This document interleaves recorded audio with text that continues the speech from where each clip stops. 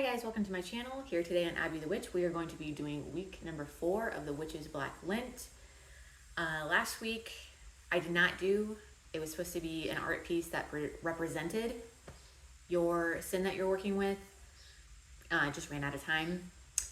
That's okay, I just won't do that prompt this year.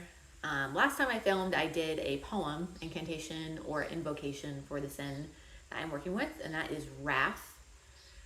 So like I said, this week, I am going to be doing an incense blend for the sin of wrath. And I'm actually going to be doing specifically a death incense blend. Now, why death incense with wrath? Well, wrath encourages you to be destructive. Wrath encourages you to make change. Wrath encourages you to put an end to things. Death energy does all of that. So I figured a death incense blend and wrath would go beautifully together. Also, tonight is the dark moon. I always charge my death incense under a dark moon, so works out great. So I'm just gonna really quickly, show you my ingredients that I have. And yeah, that'll be that really. And maybe just like an update on how it's going working with wrath.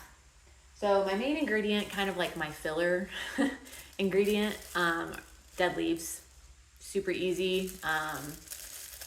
Obviously you can get these anywhere, but I got these off of one of my houseplants actually. The houseplant I got it off of, I won't go into detail, but we got it for a very significant reason, very important reason. So I thought it would be perfect to use for making this incense blend. So that's that. And then I also have, if dead bugs gross you out, don't look at this, but I also have a bunch of dead gnats.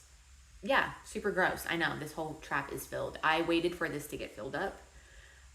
They're not really gnats. They're a type of fly that really like houseplants. If you have a ton of houseplants, you've probably have had this issue once or twice in your house.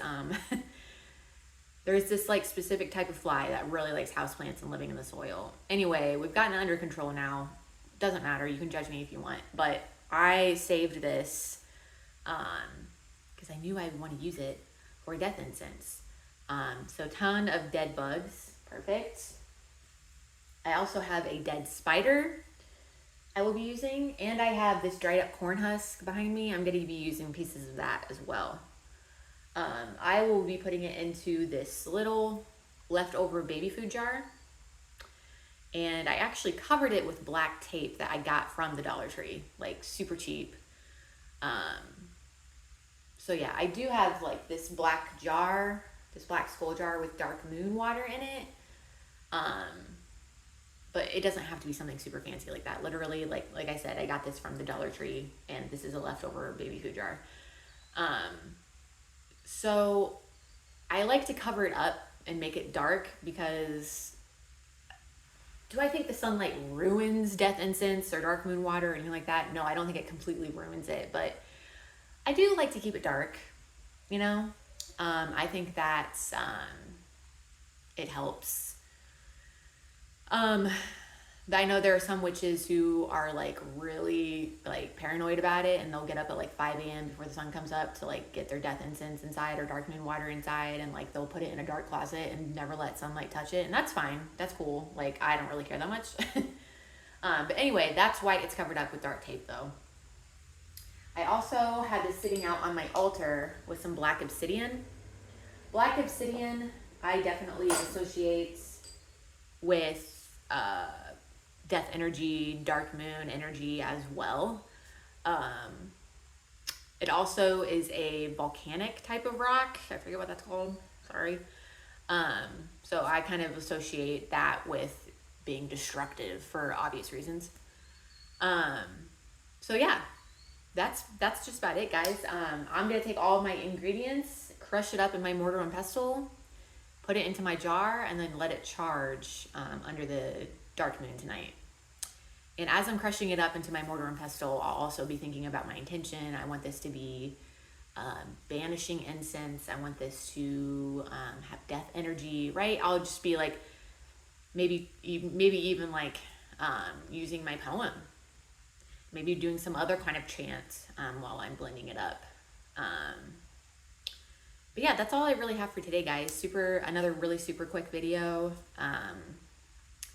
Wrath has been intense. Little update, it's been intense, but it's been so good for me. It's been really good for me. It's been much needed. Lots of things that get brought up. But yeah, a couple of other things too. If you have not seen my post on here for Witches for Palestine, please, please, please, I have a link in my About section.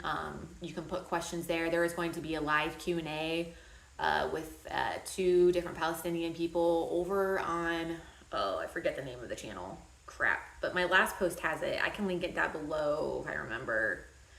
My last post has it. So just go look at my last post for the channel it's going to be on. But there will be a live Q&A answering any of your questions you have about Palestine, specifically the crisis, the genocide that's going on in Gaza right now.